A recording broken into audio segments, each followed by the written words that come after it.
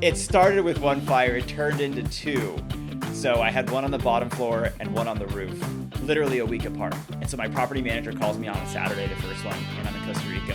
Hello, and thank you for joining us today on the Gentle Art of Crushing It show, where we focus on learning and sharing with our listeners all there is to know about how to create success in our lives.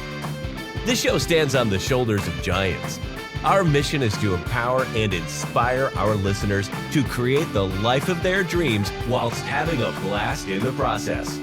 Let's celebrate life together. Welcome to the show.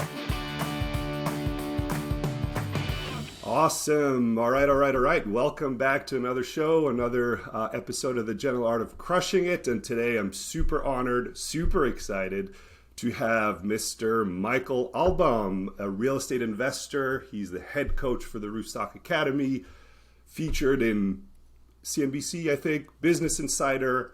I'm not even going to talk about how much money they claim you make through real estate. That's for you to talk about if you want to touch on it. A podcast host. You live in a van sometime. Michael, welcome. Thank you for being here. Super excited. Much. You're the man, Nathan. That was an awesome intro. I'm blushing for those watching the video. I appreciate that. Thanks for having me. Awesome. Well, it's a pleasure to have you here, Michael. Why don't we kick this off with just you telling us a little bit about yourself, what you do in life, real estate or otherwise, where you found success, and so on and so forth. And we'll take the conversation from there. Yeah, totally. That sounds great. So I'm a California guy through and through, born and bred, raised in Southern California, went to school Central Coast, then was living up in the Bay Area for a long time. And that's where I'm living now. Did all the things I was told I was supposed to do, went to school, got good grades, got a good job, that whole thing. And then pretty quickly realized that I wasn't getting where I wanted to go fast enough for this job that I was working right after school, which was a great paying engineering Bay Area salary, wasn't going to get me where I wanted to go. So I read this book, Rich Dad, Poor Dad, which I'm sure many of your listeners have read. And I think the messages are great. Author can be a little bit questionable at times, but I think I took some of the lessons learned and I was like, oh, I understand from a high level what real estate investing is. I always thought it was something for super rich people, kind of the one percenters. And so I never saw that for myself and never really saw it as a viable option. But this book kind of put it into perspective. And I was like, okay, I married the concepts from the book and my kind of technical engineering sick brain, if you will, and started just running some numbers and built a calculator. And so I ended up buying my first property in a Southern California market that I was familiar with, didn't live close to. And how old were you when you did this? Just so we situate this in your life, I guess. Yeah, 23, 24. Awesome. And so I something that I should really share is that the whole time I was working this engineering job, I was living well below my means. And I had definitely a cheat code, life hack, if you can call it that, leg up, really, advantage in that the job that I was doing paid for a ton of my just like life expenses. So nice. I was living, I shared a house with a bunch of people. They paid for my car, they paid for my cell phone, they paid for my internet. I was traveling 3 to 4 months a year. They paid for all of that. So I just wasn't spending a lot of money. So I was able to save a ton of my salary and just funnel it all into real estate investing. Or to that I'm first curious, property. do you know what your savings rate was at that time? Were you nerdy enough, engineer enough to calculate it? Do you have an idea? I don't think I calculated it, but so I was making 70 grand right out of school, and my rent was, I think, $600, $700, something like that. And then I would probably spend another 1,000 on life stuff. Life. Yeah. So, and that was probably bringing home 3,500 after taxes. So probably 50%, 60%, somewhere around there without kind of thinking too hard about it. So, I mean, a really strong savings rate without even trying. And that was the other thing, is I just kind of maintain, and people talk about this all the time, I just try to maintain your college spend and kind of college lifestyle. Easy to say. It's very super easy to say. Yeah. So I was a single guy, I had roommates, so it totally worked out in my favor. And so, but again, I was intentional about it. It didn't just happen. I said, this is something that I want to do. Be that real estate investing. I spent 2 years saving and getting self-educated and figuring out what this whole thing was.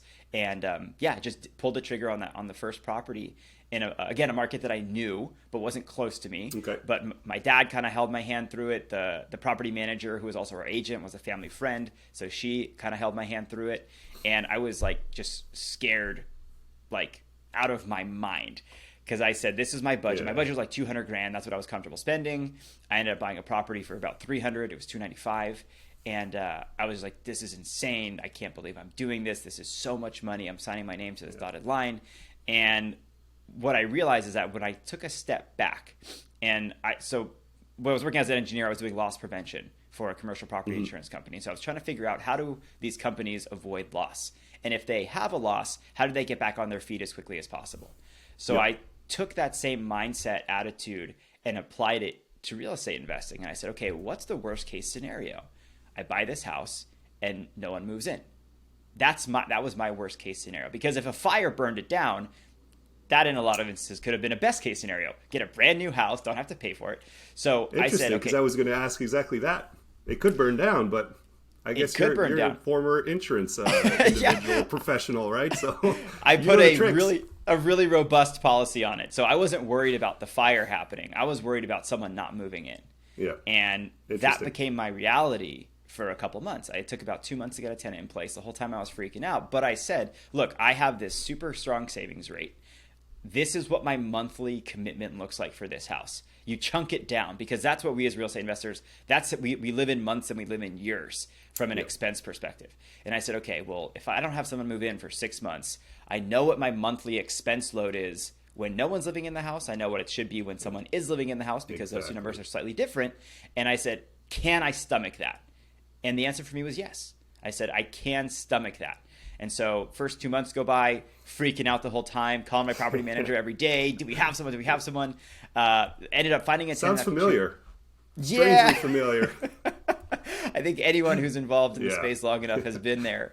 So finally got a tenant moved in, and I was like, I did it. I'm a genius. The rent check showed up. I was like, I figured this thing out. And of course, I was not the first to.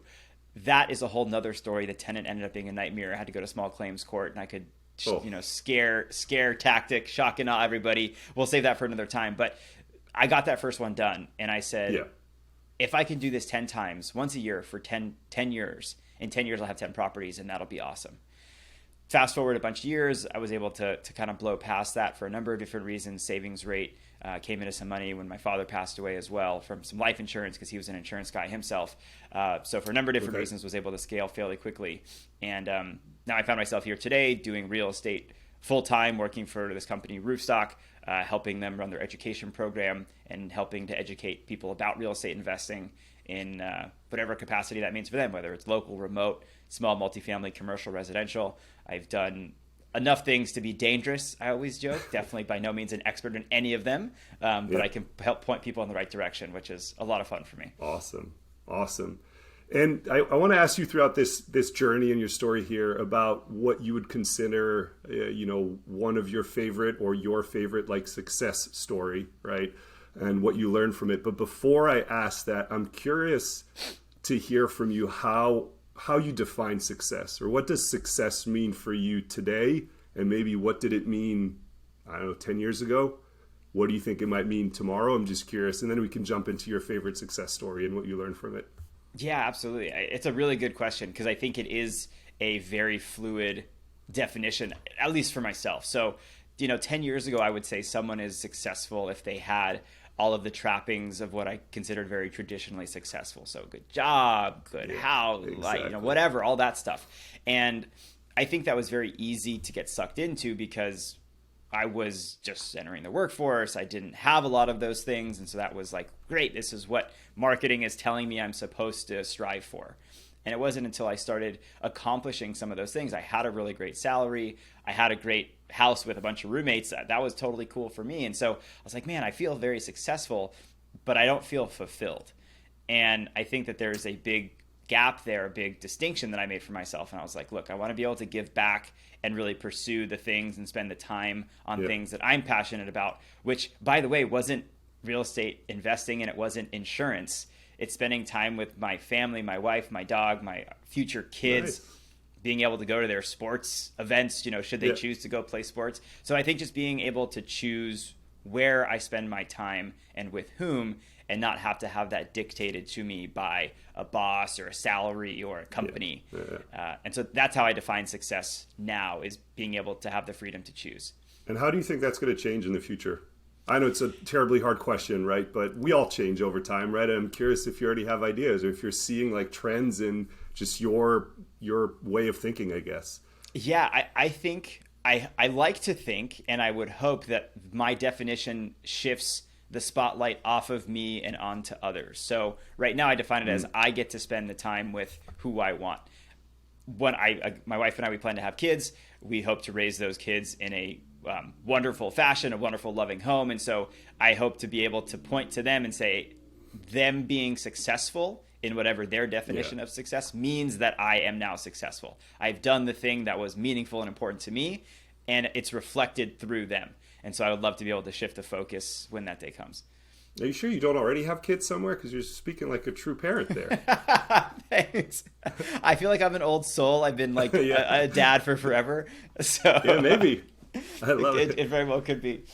So what's your favorite success story in your life? What did you learn from it? You know, I can think of a number of different ones, Nathan, and I think it's a really good question. And I think it's tough to pick just one. Because that's why I asked the question. Yeah. You're like, I know it's a good question. I don't ask bad questions. Yeah. My favorite success story, you know, I think it might even be that very first rental property that I own. And nice. I'm a real estate investor and I'm an insurance guy, but I try not to let that be like define me. Those are pieces of me, but I don't want to be known as like a real estate investor. I'd rather be known as like a good person or a fun person. And as so Michael, for all the things that you do and are, right? Exactly. And I think so often it's easy to get pigeonholed and defined by the things that you do. And so that's not something that I strive for. If that's you, awesome, more power to you. I look at things a little bit differently for myself. And so on that very first deal, I did a lot of things that I'm really proud of for myself. And I learned a lot of lessons. And again, I was sharing with you that I was so scared those first few months. And so I was able to work through that in spite of the fear to come out the other side. And so I try to take the lessons learned from that and like, okay, look at what you accomplished. You were able to save all this money. You were able to go through and do something that you were fearful of because you knew in the long run it was going to be good for you and you came out the other side stronger. Oh, and by the way, now you took off like a rocket ship on the back end, being able to do so much more than you thought you ever could. So I think for me, that was a really big turning point and a momentous shift. And like, these are the things I kind of broke that barrier for myself between reality and dreaming, if you will. And so the cap kind of came off. That's awesome. And when you were talking about your first purchase before you kind of first rental purchase, right? You were talking about how kind of that fear, that worry, what's my worst case scenario? I'm going to, calculate like those 6 months. That's, what I could afford. Does any of that still exist or go through your mind today when you're buying the next property or the one after that, now that you're however many years into this? Absolutely. And I think part of it is because my purview, my worst case scenario was like this. And anyone who's listening, I'm holding my hands up like shoulder width. What I've realized now as I've gotten more experience is my worst case scenario could be any number of these things. My hands just got a lot wider. So the risk has gotten more significant, as has the reward, because I wouldn't be, that's what I think good investors do is they manage the risk and they hedge their downside and they take asymmetrical risks where their upside is much stronger than the downside potential. Well, I've realized now there's a lot more risk in a lot of the types of investments that I'm making. And I had a couple of those come to fruition of which I could never have dreamed of unless they had happened to me or had happened to someone I knew. So absolutely, I still get scared going into investments. Mostly it's newer investments that I'm making that are bigger than I've made in the past. My wife and I just bought different asset class, that's what you mean. Exactly. New investment. Got it. Yeah. Exactly. Yeah. My wife and I, we were able to buy an investment property earlier in the year. It's a short-term rental property out in the Smoky Mountains, and it was a condo. And I have a lot of experience purchasing condos because I purchased several both to live in as well as investment properties. So that felt very easy. I wasn't scared. Again, I was able to quantify the risk. I know what the risks are. I know what those look like. And so I was able to say, you weren't scared of the HOA on the condo? No. And part of the reason is because you're a stronger man than I am because well, part of the reason is because it's a brand new build from 2018, 4 years old. HOA is $150. They had a good master insurance policy. There's not a lot of natural hazards that they're not insured for or that even occur in Tennessee. So again, it's just understanding going into it eyes wide open. And so I said, what's the risk? What's the downside? It goes up by $100 a month. That's not a big deal. And so that for us was totally a risk we're willing to take on, again, because we decided that the upside was there. Awesome.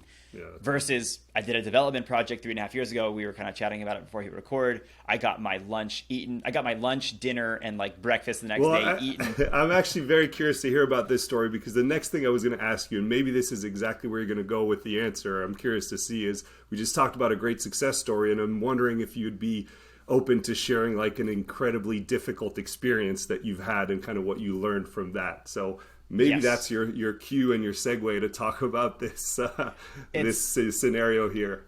It's a perfect segue, Nathan. So let me bring everyone up to speed really quick. I took on this. I bought this property. It was going to be a conversion. I was going to convert it from mixed use, which means it had some commercial, some residential, into mostly residential. And so I bought it. It had 4 residential units and 4 commercial units. I wanted to convert it to have 15 residential units and 2 commercial units. So we took this big kind of open shell and we built units inside. So everything was brand new: plumbing, electrical, walls, just everything soup to nuts, built a unit inside Perfect of an existing shell. Yeah. What I've since realized is that I had no business taking on a project like that. I had no experience. I was not there physically. I didn't have a project manager. I was project managing and quarterbacking from California. Remotely. Okay. Wow. Remotely. And at that time, I had quit my engineering job and I was traveling the world with my wife. So I was actually in Costa Rica when I got a call that I had a fire in the building. And having a fire in the building, again, was something that I was very intimately familiar with because I used to work as a fire protection engineer. And I was like, man, how embarrassing for me. I can't go tell my old colleagues that I had a fire in a building that I own and look like the biggest chump ever. And it just totally derailed the project. And like I was locked in a 1.5-year insurance battle. And I come from that industry. And so I understand how to navigate those waters and advocate for myself. I can't imagine having to do that if you don't have that background, if you don't know what options are available to you, because the big insurance companies, they can kind of call the shots. So fast forward. And would you say like that experience with the insurance, is that like a standard experience, or was there something special about this particular situation that, you know, had it drawn out over 1.5 years or whatever it was? There were a couple things that made it unique. One was that I actually had 2 fires a week apart. Like I thought you said 1 fire in this place. It started with 1 fire. It turned into 2. So I had one on the bottom floor and one on the roof, literally a week apart. And so my property manager calls me on a Saturday, the first one, and I'm in Costa Rica. When it rains, it pours, right? When it rains, it pours. If it had been raining, I'm sorry, Michael.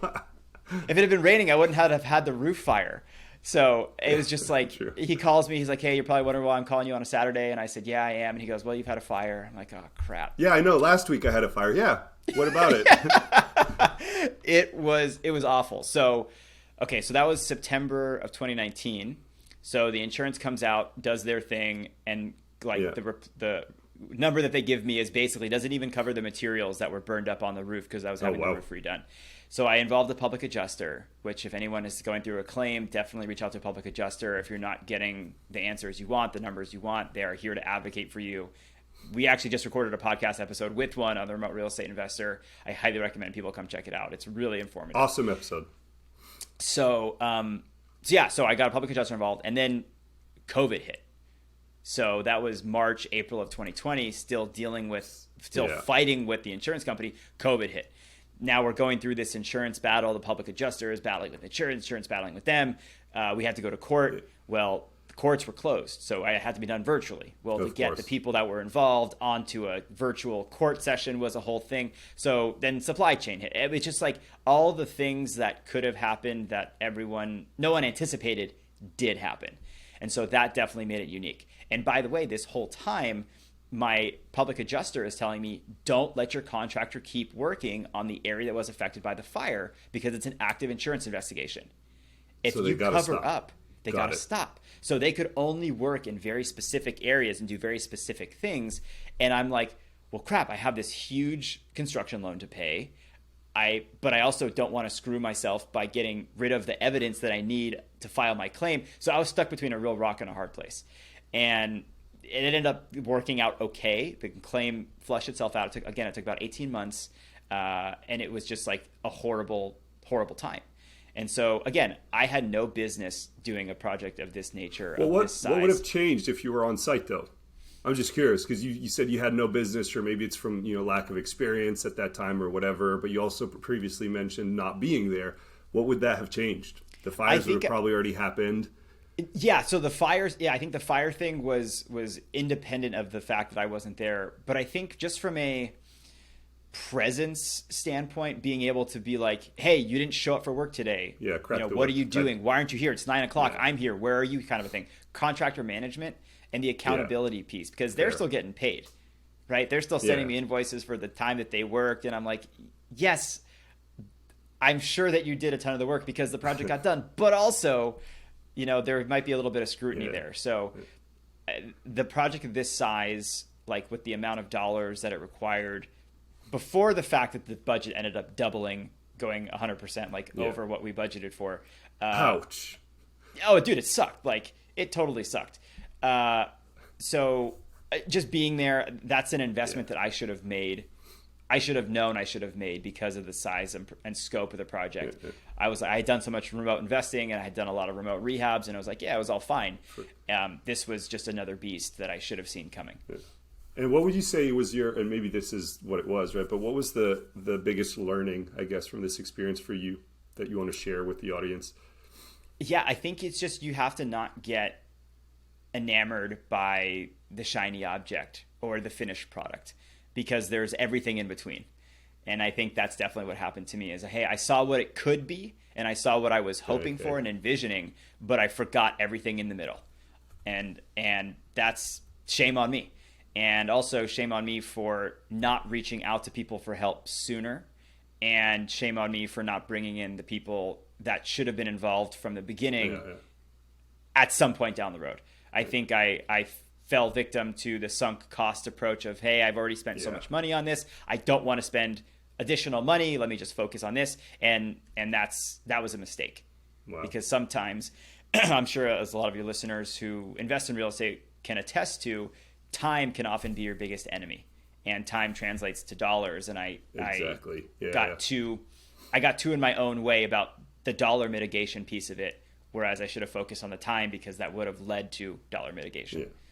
And curious, do we have a happy ending here for this building? Because you like to be positive here. Is it still in litigation with the insurance company? What's going on? No, thankfully I was able to get that all resolved, and I just got my final certificate of occupancy October 1. Awesome. We're recording Congrats. this in October. Thanks. Yeah, and so I took a real flyer, and I had my property manager start getting leases signed prior to that. And I told my contractor, I said, this is your drop dead date. Do it or don't, but this has to happen. So got it done, got a bunch of the units leased up. I'll feel a lot better once everything is fully leased, but it's definitely starting to turn a corner. Yeah, awesome. Well, that's awesome. Thanks. If I shift the conversation a little bit here, Michael, I'm curious what, if you were able to go back in time, and I guess you started pretty young, so maybe you'll have a different answer than our typical guest here. But if you were to go back in time to when you were 18 or younger, what would you do differently, I guess, to fast track your success, get to where you are today, if that's what you wanted to do, faster? What would you do differently if you were able to go back? That's a really good question. I think growing up, I got so much of the business acumen, knowledge, if you will. That was often what we talked about a lot at the table. Mm-hmm. It wasn't relationships and emotions. And I think that's something that I'm really lacking now today. And so I've been taken advantage of several times. And my wife has been on the phone or overheard phone conversations. She's like, yeah, I don't trust that person. I'm like, no, it's fine. and I got burned. Almost every time. She's got 1,000% batting average when it comes to sniffing out scumbags. And I think I get so blinded by the business side, the number side, that I'm not listening to that little person inside me. And so that's something I wish I would have worked more to develop, is emotional intelligence, EQ type stuff, to be able to read people in a little bit of a different way and to be able to relate to people in a little bit of a different way. And so I think that's where that would have led to even more success, I think, from an even younger age, and set me on a little bit of a different path from a relationship standpoint. And I think, again, most listeners who are involved in real estate would agree that real estate is a relationship business first. And so 100%. like having the fundamentals of the math and the kind of how to is important, but I would argue just as important is that relational side of the business as well. I couldn't agree more. So, and that's somewhere where I think I was really lacking, and still I'm trying to grow today. Yeah, I mean, at the end of the day, we're all people, we're all emotional humans, right? And every endeavor in life, personal, professional, side gig, real estate or not, it's all about people, and they'll make or break any endeavor in life, right? So yes, very much so. And I'm curious because you're, obviously involved as a coach at the Rooftstock Academy, right? So I'm assuming, but I'm guessing that you must come across this, quite frequently, maybe. But when you encounter somebody that's maybe in a, kind of non-success mindset, right? Where they're generally, I don't know if negative's the right term, but kind of, glass half empty, let's say, instead of glass half full. What's your, I guess, tip or your trick, or how do you talk to somebody like that and to get them to a place of like being, positive, having a positive mindset, being of, success oriented or success mindset? Yeah, it's a really good question. And it's funny because it's one that I struggle with, like, personally. So much of that 3.5-year experience, I was glasses half empty. This sucks. This is terrible. And it was my wife who was kind of my coach. And she was like, hey, but like, look at all this other stuff. Look at all the things that are going right. And it's so easy to get bogged down with the thing or things that aren't going well or the things that are going sideways. So I think it's important to really take stock, like take a step back and take stock and look at the whole picture. And it can start, I think, with yourself, in the sense of like, oh, you got to wake up this morning. That's super lucky because not everyone does. Oh, you got to walk out of bed. Holy crap. So many people can't do that. Oh, you got to brush your teeth by yourself. That's amazing. And it's just this little stuff that you kind of start to reset and rejigger the wires of how you perceive and how you understand success, or how you understand the cup being half full or half empty. And so when you can start to recognize, oh, wow, these are all the things that have gone right. And these are all the things that I do have in my life to be thankful for. And it's not easy. Like it's so much easier said than done. Because I've done it, I find myself doing it regularly of glasses half empty, and so having someone that can help kind of shake you and say, hey, walk you through that, look at this. But if you don't have someone that can help do that for you, I think just really taking stock of the things you do have and make a list, like literally write it down. What are all the things that you're thankful for? Health, body, whatever, and then you'll start to see that list probably outweighs the cons or the thing that you're struggling with. And it grows every day, right? There's more and more research and studies, I think, that show even on a daily basis, which is actually something we do with our kids, just at the end of the day, ask, what 3 things went well during the day, just shifts you to having this positive mindset. And there's a whole bunch of studies that just, link that positive mindset to health, how people don't get sick as much, that are generally, less depressed, so on and so forth. That's a very interesting perspective, Michael, for sure. I love that. I love that concept. Do you and your wife participate too? Do you guys? So we do have 4 of us. So we have 2 kids. So the 4 of us at the dinner table. It's when we finish eating in the evening is when we'll go around the table. And it's like each one of us asked a person what their 3 things that went well were. And we go around the table like that. And our 3-year-old does it, our 5-year-old does it. And obviously my wife and I do it as well. And it touches on everything from, for our kids, it's riding their bikes to, whatever they had for dinner, right? And for us, it's a good day at work or having a great conversation with, Michael Albaum today, right? It could be anything, really, right? So I love it. And I think, too, what that does is it forces your brain to find those things and to search them out. Yeah. Versus when we get stuck in that, woe is me, it's, again, your brain will, I think, find and search and find more of whatever it is you're focusing on. 100%. So you could have a terribly crappy day, but then like you put that little effort and exercise of looking for things that went well. Yeah. Then all of a sudden you forget about your crappy day and it's like, yeah, that was great. Actually, I had a great conversation with this person over coffee, right? And then all of a sudden just you forget about how crappy your day was, right? So that's a great exercise. I love that. Cool. If there was one secret, one key that you have that helped you unlock kind of all your success, what do you think that is? I think for me, it's having an outlet to unwind, unplug, if you will. And so for me, that's surfing. I always joke with people that I'll go in the water with problems and come out with solutions. And surfing is one of those things that you so often have to be very much in the moment. You have to be very focused, very concentrated, very much. If you're thinking about other stuff, you can like legitimately get killed. And so it's something that I think is a really good like mental, physical, emotional, spiritual way to channel your entire body into one thing, focus on one thing, and that's the thing that you're doing. And it's funny when you stop thinking about all this stuff, so often you get clarity. And I know that sounds kind of crazy, but that's just like for me that's what I found. And so when I can go out and surf, I'm so happy. I come back refreshed and I come back ready to do more. And so having your surfing, whatever that is for you, whether that's hiking, walking, reading a book, playing with kids, playing basketball, whatever, I think it's important to focus on and make time for that. And it's something that I'm trying to do more of now because it's very easy to get sidetracked and bogged down with stuff, but commit to doing whatever that is for you. Awesome. Yeah, I couldn't relate more because for me, not so much anymore with the two kids, but for me it was rock climbing. And rock climbing is very similar in the sense that you have to be focused on what you're doing. If you don't, you could have pretty bad consequences. So you're not thinking about all the other stuff. And it's awesome. I couldn't relate more. Do you have a book recommendation for the audience? Something that you would recommend everyone read? One of your go-tos or favorites? We'll make sure to put it in the show notes, of course, and all that. Yeah, so I read this book a while ago. It's called, I think it's The Giver, The Go-Giver. It's this book that's talking about, it's a fictional book. It's a made-up story, but it talks about this person, and he goes around and he meets all these different interesting people. And at the end of the book, it's basically, he understands that it's all about giving.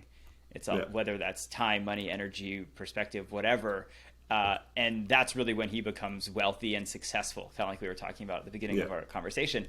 And that, again, it's shifting the focus off of yourself and onto others that you can really have tremendous success in this world. And so I thought that was, again, it's a total interesting parable. I think it was a really great story, and I think it's a great mindset book to be able to take the focus, again, off yourself.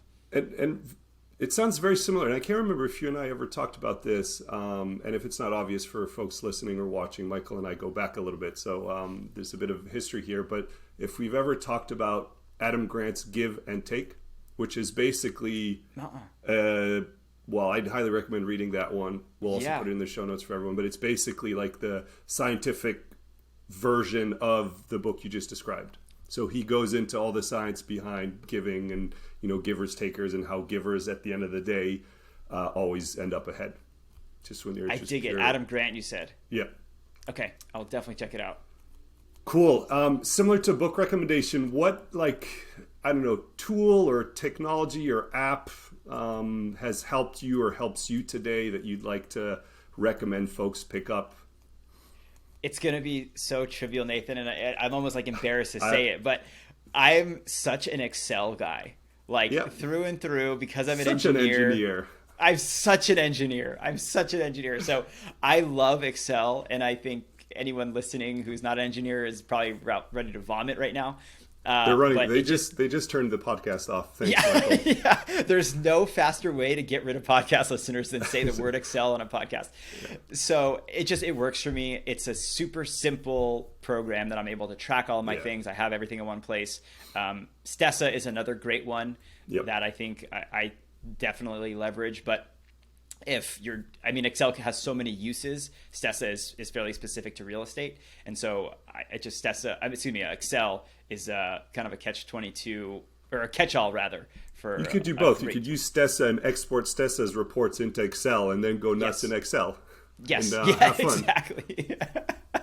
For anyone with a lot of free time, absolutely. Yeah. Awesome. Last couple of questions for you, Michael, before I let you go. How can our audience help you? So two-part question, I guess. How can they help? Anything, obviously.